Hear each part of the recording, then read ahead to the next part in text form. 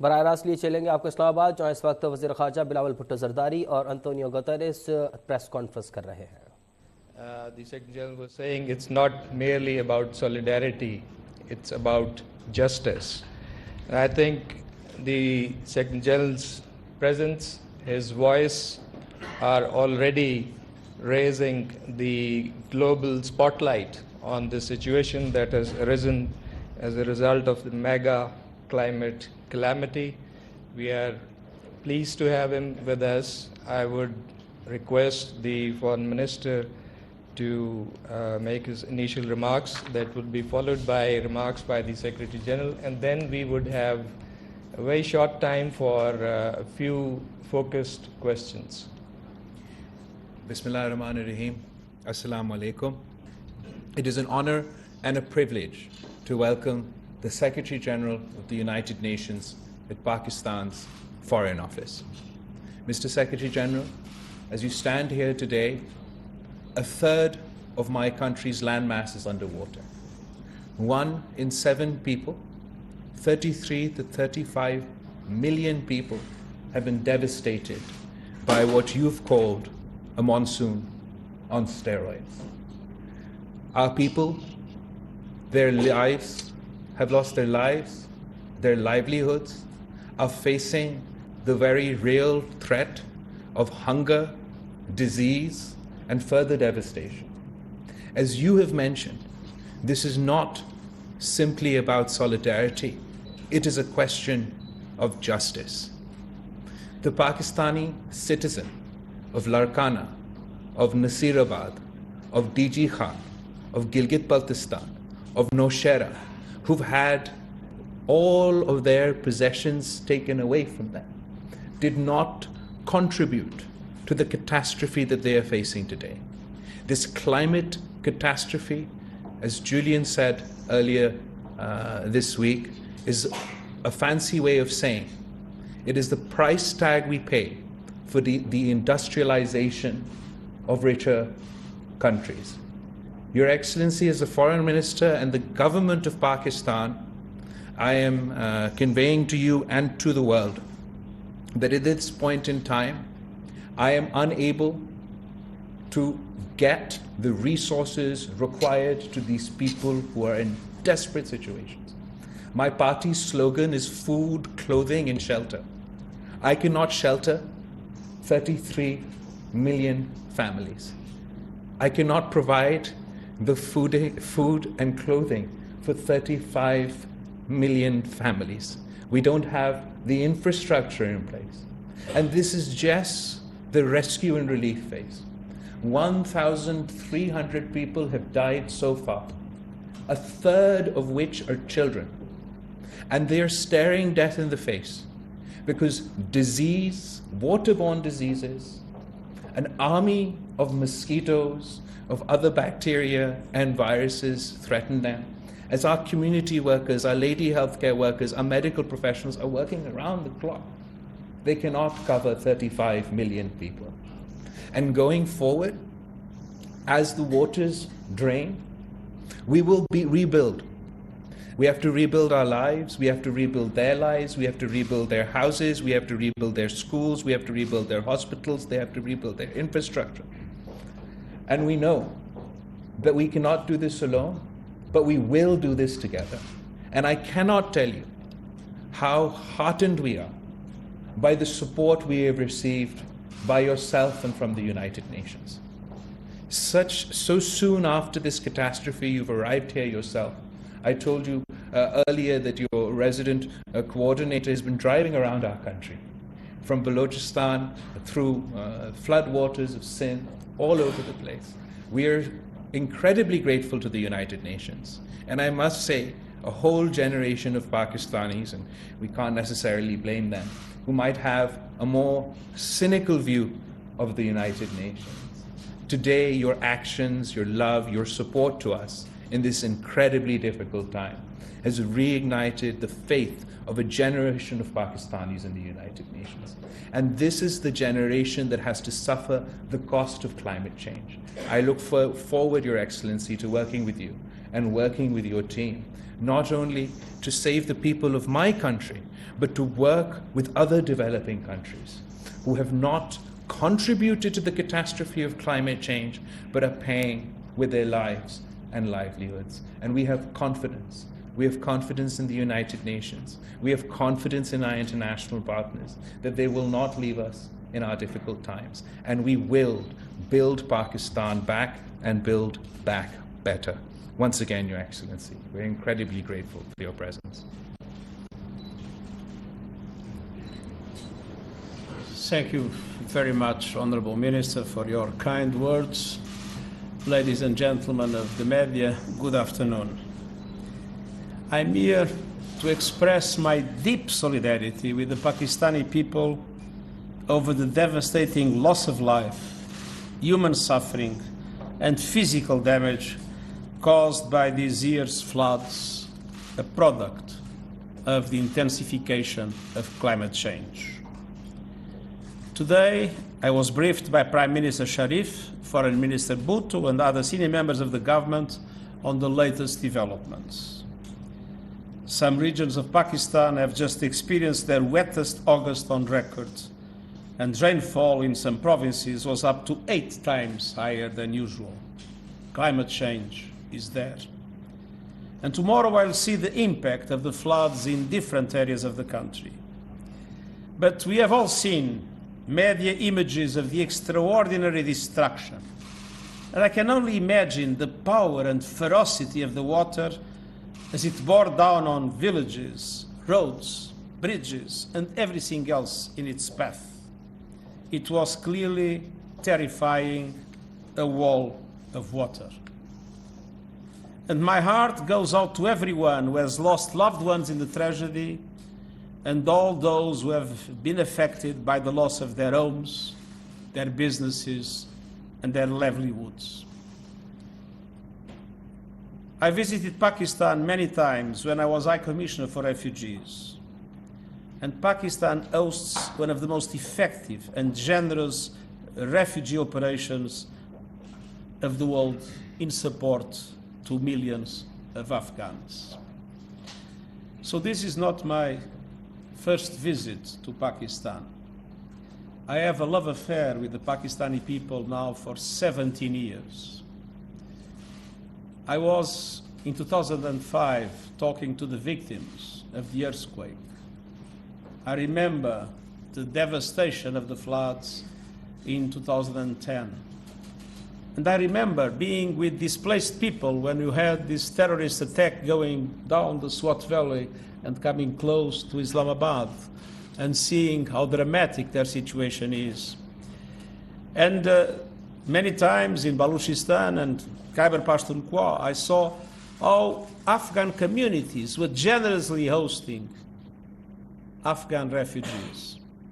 And one thing I always discovered in Pakistan was the way people would support other people, Pakistanis or Afghans. Communities would support other communities with an enormous sense of generosity and solidarity. And so it is very emotional for me to see the level of suffering that so many Pakistanis are having at the present moment. Because it is heartbreaking to see such a generous people going through this crisis. No country deserves this fate, but particularly no countries like Pakistan that have done almost nothing to contribute to global warming. Pakistan and other developing countries, from the Horn of Africa to the Sahel, are paying a horrific price for the intransigence of big emitters that continue to bet on fossil fuels in the face of science, common sense, and basic human decency. Even today, emissions are rising as people die in floods and famines. And this is insanity. This is collective suicide. From Pakistan, I'm issuing a global appeal. Stop the madness, end the war with nature, invest in renewable energy now. And as the crisis gathers pace, it is clear that most countries are nowhere near prepared. Developed countries must step up and provide Pakistan and other countries on the front lines with the financial and technical resources they need to survive extreme weather events like these deadly floods. Half of all climate finance must go to adaptation and resilience in the developing world. And developed countries must produce a credible roadmap to back their commitment to double their financial support. Loss and damage from the climate crisis is not a future event. It is happening now, all around us. And I urge governments to address this issue at COP27 with the seriousness it deserves. Ladies and gentlemen of the media, the United Nations is on the ground to support the Pakistani government's relief efforts. We and the civil society are making good use of the funds released from the UN Central Emergency Response Fund, and we are stepping up our efforts through an air bridge from Dubai. Our people have delivered food or cash assistance to hundreds of thousands of people in Balochistan and Sindh, tons of emergency supplies to support children and women. But let's be clear, what we have done is a drop in the ocean of the needs of the Pakistani people. Hundreds of thousands of people are living in camps, and many more, 6 million, as far as I know, are with host communities that are sharing everything with them. An important reason for my visit is to draw the attention of the international community to this climate catastrophe and to appeal to massive support. Pakistan needs massive financial support for the relief and then for the recovery. And as I said this morning, and I repeat, it's not a matter of solidarity or generosity, it's a matter of justice. Before I conclude, allow me to say a few words about the passing of Her Majesty Queen Elizabeth II. On behalf of the United Nations, I extend my sincere condolences to the Queen's family and to the people of the United Kingdom and the wider Commonwealth. Queen Elizabeth exemplified the values of calmness, dignity and grace. For as long as I can remember, she has been a reassuring presence on the global stage. Thank you. Thank you, colleagues. For better time management, I would like to request you to pose a single, concise question so that we can have the corresponding answers. Gentlemen, on the right side, yes. Thank you, Your Excellency. Thank you, Your Excellency. It's Jiang Chao with China. No Excellency.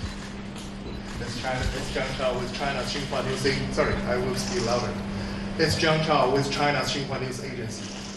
We have witnessed such a huge loss and damage in Pakistan due to flood and world climate change.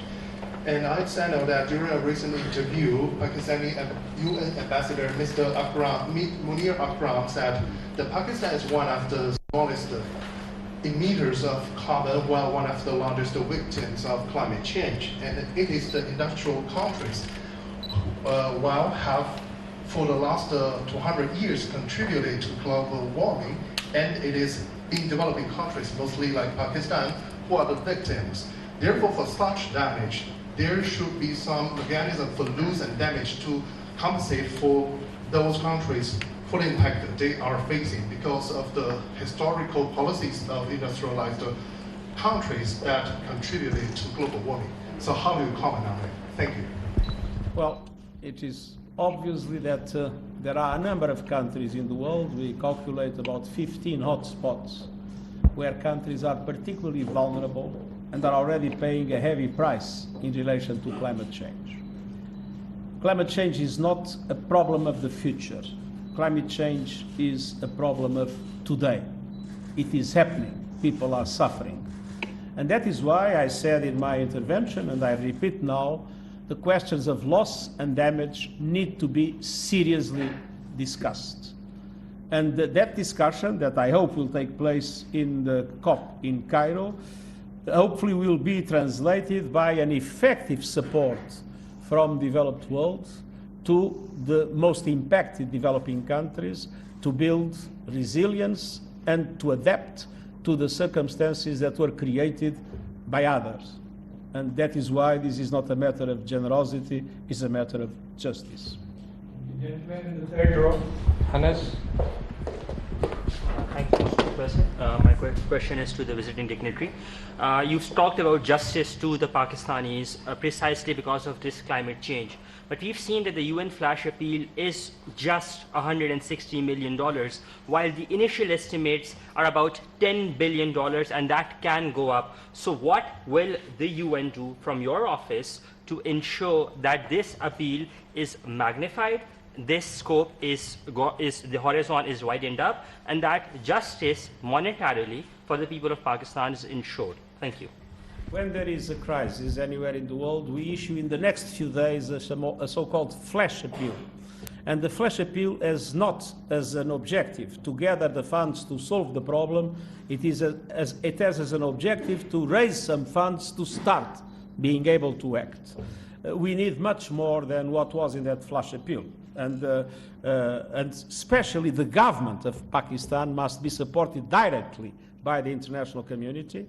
We have discussed today the possibility of organizing, and we are ready to organize it together with the Pakistani government. Of course, this is a decision for the Pakistani government to take. As soon as there is a clear assessment of the needs, both in relation to relief, but also in relation to rehabilitation and reconstruction, to organize an international conference aiming of a global mobilization of support to Pakistan at the levels which are many billion, let's be clear, at the levels that will be necessary to solve the problem. Flash appeals are something that we launch in any circumstances in the world, just to allow for agencies to start providing the minimum relief of the first days. Thank you. A little bit of gender balance, Madam Samara. Thank you, Excellency. This is Sumaira Khan from Sama Television. Sir, my question would be, you just talked about a conference, and I was about to ask that is there any donors conference on card, and if the Pakistani government and sorry? Is there any donor conference on the card? I was about to ask you the same question. You just hinted upon that there would be there are chances of having a conference once the estimates are clear. So first part of my question would be from you, that if we are going to hold a donors conference, keeping in the view scenarios of the refugee situation as well, because we just had fall of Kabul last year and Russia-Ukraine situation as well. So having those scenarios simultaneously going on, do you think the other governments would be generous enough to contribute their wealth and their resources for the flood effects of Pakistan? And second part is from the respected Foreign Minister of Pakistan. Sir, if there is a donor conference, how we are planning to present our facts and figures to the international community, and specifically, are we doing something about like attracting the other organization, OIC for instance, and the like the forums we have for the Muslim Ummah? Thank you.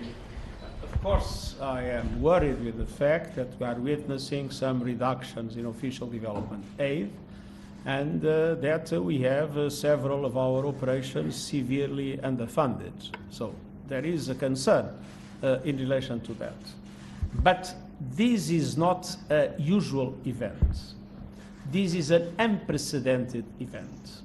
And so I think this will, first of all, help us put again climate change in the front line of the international agenda.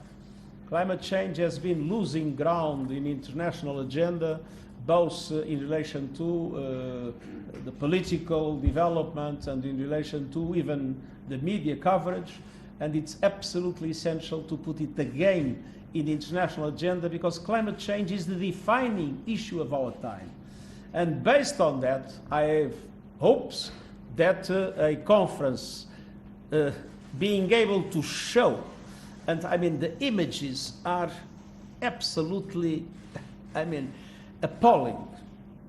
I believe a conference will be able to make conscience of people work, and to mobilize the support that is needed. And this support is not only thinking about these floods. Let's not forget that monsoons have not ended, that the melting of glaciers will go on and for a number of years will still increase. So we need to support Pakistan to be prepared for the future, not only to respond to the present crisis. Thank you for your question. First of all, I want to reiterate how grateful we are to the United Nations. There are scenarios where you're in a difficult situation and you say that I am facing this problem, I need help. In this situation, it wasn't that Pakistan reached out to the United Nations or the Secretary General and said, sir, we need your help. The Secretary General, on his own accord, is here, ready and willing to help. So I think it speaks to the compassion of the Secretary General of the United Nations and his leadership, that he has owned our crisis that is not only a Pakistani crisis, but is a global crisis. As far as your questions about the donor conference is concerned, so we've already had our flash appeal, like the Secretary General said. It's an initial appeal just for the basic, to sort of get things going. As far as the donor conference is concerned, that we are waiting for our damage assessment, a joint damage assessment to be comprehensively completed. At the moment, we are still in the rescue and relief phase. We are still saving people from imminent danger, and we are still desperately trying to get rations and relief to those who need it. As we speak, places like Dadu and Sevan are desperately trying to save their populations from inundation, from flooding, while smaller towns and villages are being inundated by floodwater. One of the largest, if not the largest lake in Asia has broke its banks not once, not twice, but thrice. So we're still facing the sort of calamity itself. Once the water recedes, you will have a comprehensive damage needs assessment that will put us in a position to work with the international community. And we're very grateful once again that, and rather than me asking the Secretary General that, sir, I need your help for a donors conference, he himself has offered his good offices to support us in that event when the time comes. So with your permission, maybe two last questions. One, Mr. Karacha, followed by Mr. Madeen Haider.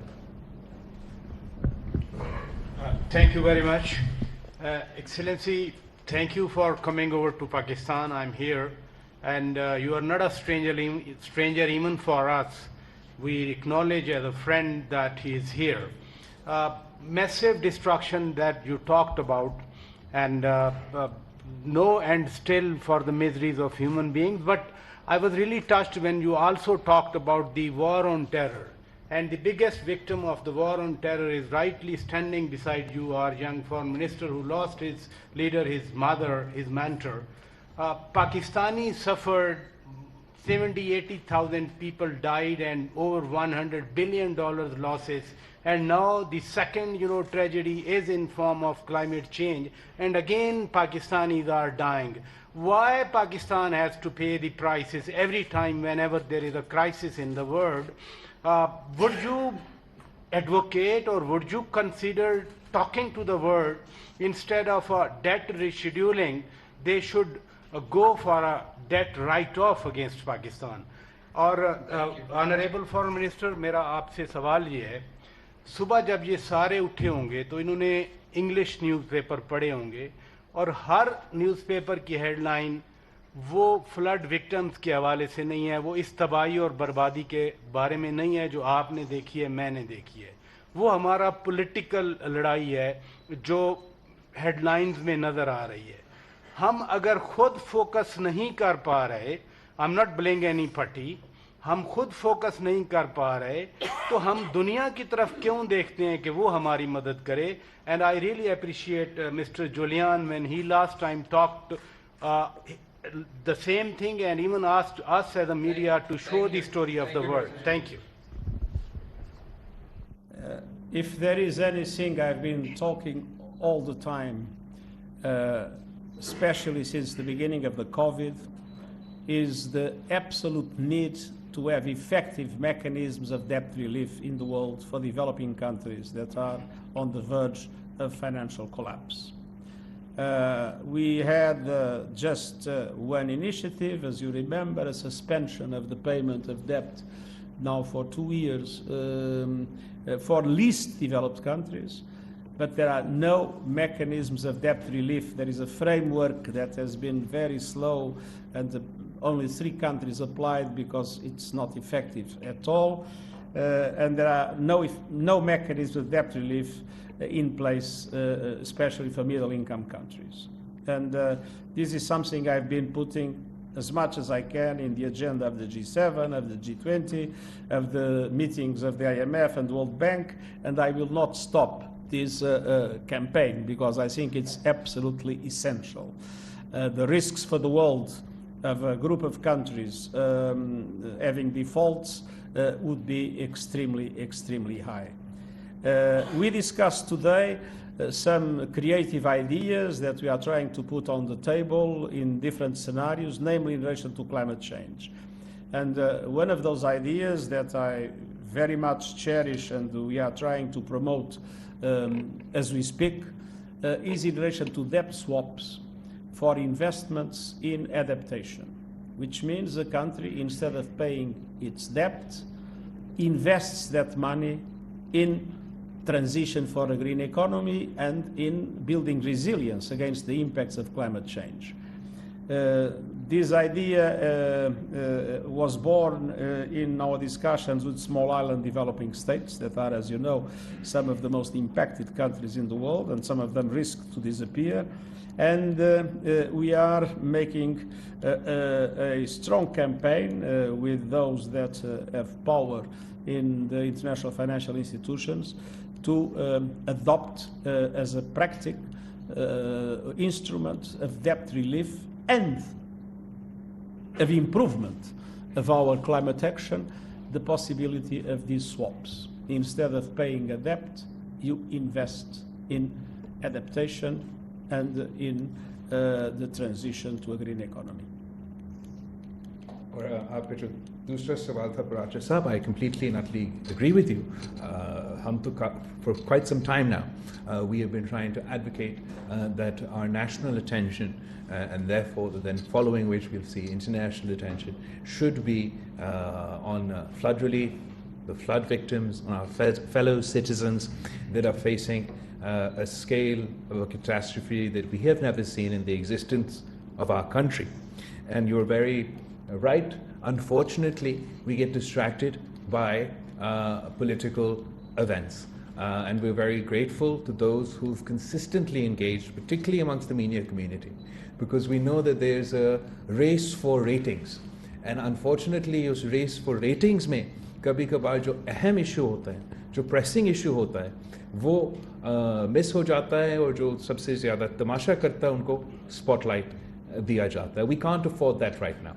So our efforts and our focus from the very start have been on the flood victims, and our appeal to fellow political parties, particularly from the opposition, that there will be a time for politics. There will be a time for us to hold large rallies and jalsas and abuse each other in public. But this is not the time. This is the time to unite as a nation and to help desperately, desperately in need Pakistanis who are suffering in all 4 provinces of Pakistan. Mr. Foreign Minister, with due respect, I would just like to say, I've noticed that whenever I come to this place, they are only selected a few journalists. They are always asked, they are always allowed to ask questions. We are from foreign media, and I've been raising my hand. I have just 2 quick questions. One question is, according to a 2019 report of Water Ministry, in the past there used to be natural waterways that could carry more than 1 million cubic water. And because of encroachment, that has shrunk to 100,000. Most of those who encroached upon, they are from the elite and super rich classes of Pakistan. What will government do to clear? Because many people believe, many experts believe that had they been cleared, this would not have brought big disaster. My second question is directed to the respected Secretary General. There are critics who believe that the United Nations failed in helping African countries get reparations for slavery. there were colonial power like the United Kingdom, according to Columbia University, looted $45 trillion from this region where you are standing, and they were not given any repression. The United Nations failed in preventing France from carrying out nuclear detonation in South Pacific Ocean that has jeopardized the very existence of some countries. It failed in preventing United States, which is one of one of the biggest polluter in China, from spending on fossil fuel. So how can the people of Pakistan pin hopes on the United Nations that we are suffering from because of the misdeeds, because of the recklessness of the global north that has been spending on fossil fuels? The largest companies belong to global north. How can people of Pakistan pin hopes on the United Nations that it will help in this hours of difficulties? So thank you. I disagree that specific journalists are asked questions every time. For example, today my friend from the Chinese media and from Sama TV have asked me a question for the first time. Second of all, as far as encroachments are concerned, absolutely. Okay, monsoons mein, barishon mein, normal rain and weather events, they are encroachments on drains and on sewerage edges, natural waterways that could help the water exit faster. In this case, where we have a 100-kilometer lake that is developed in the middle of Pakistan, where from the mountains of Balochistan water is pouring in. From the skies above, we had 2 months of just flood from the skies. And when the Indus is, the floods of the Indus are descending down, all collecting in the province of Sindh to form that 100-meter lake that is still descending to our province. आप मुझे बताएं कि मैं कितना बड़ा drain बना दूं? कौन सा ड्रेन खड़ा हो सकता है? कहाँ डैम खड़ा हो सकता है जो 100 किलोमीटर वाइड लेक को रोक सकता है, जो 100 किलोमीटर वाइड लेक को ड्रेन कर सकता है? There is no man-made infrastructure that can evacuate this water. We are relying on gravity, and we're below sea level, and we're relying on what drain can compete with the mighty Indus? What drain can compete with such vast bodies of water? So I understand that in a normal sort of circumstance, aam barisho ke liye, you can talk about sort of the construction of elite housing societies and such things on natural. In this case, it is the disaster of such a scale that there is no drain that can address this issue. Well, if there is something the United Nations, and me in particular, have been insisting very strongly in the last few years, is of the absolute need of developed countries to fully fulfill their commitments in the Paris Agreement in relation to support to developing countries. And we were behind the campaign that was made for adaptation to be taken seriously, and that led to the promise, let's see what happens to the promise, of $40 billion per year in support for adaptation in developing countries. And we are in the first line of putting in the agenda of the COP loss and damage. So we are really doing everything we can to push those issues in the agenda and put pressure for them to happen. But it's not the United Nations that decides those things. It's member states themselves, and it's the international financial institutions that manage, to a certain extent, if management is the right word to do, the global financial system.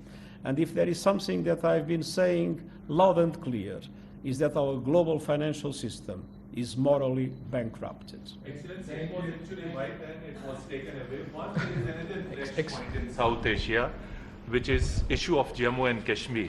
And whenever you come to this region, Pakistani leadership definitely takes you into confidence over peace and security. So peace and security is directly linked with the unresolved issue of Jammu and Kashmir. And India only listened to United Nations as a mediator. So tell us whether are you ready to mediate to ease relations between India and Pakistan? And connected to this is India is also trying to make entry into United Nations Security Council. So with the worst human rights violation record. So in the days to come, do you think India will be given entry into the UN Security Council or there are some other plans? What are other plans as far as reforms are concerned? Thank you. As a matter of fact, if there is something that I've been always offering is my good offices in mediation. But as you know, the Indian side considers that this is a bilateral matter to be solved only by Pakistan and India, and the mediation of the United Nations has not been accepted until now. On the other hand, we have been very active in relation to the clear affirmation that human rights must be respected.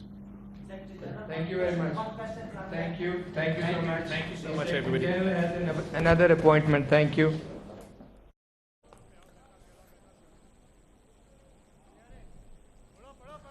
वज़ारत ख़ारजा के दफ्तर में अक़वाम मुत्तहिदा के secretary general Antonio Guterres और वज़ीर ख़ारजा Bilawal Bhutto Zardari मुश्तरका press conference कर रहे थे। इस मौके पर अंतोनियो गुतेरेस ने कहा कि सैलाब मुतासरीन की बहाली के लिए मुस्तकिल काम करने वालों को सराहता हूँ। सैलाब एक कुदरती आफत है जो मौसमी तब्दीली से आता है। आलमी बिरादरी पाकिस्तान में बहाली और सरमायाकारी में हिस्सा ले।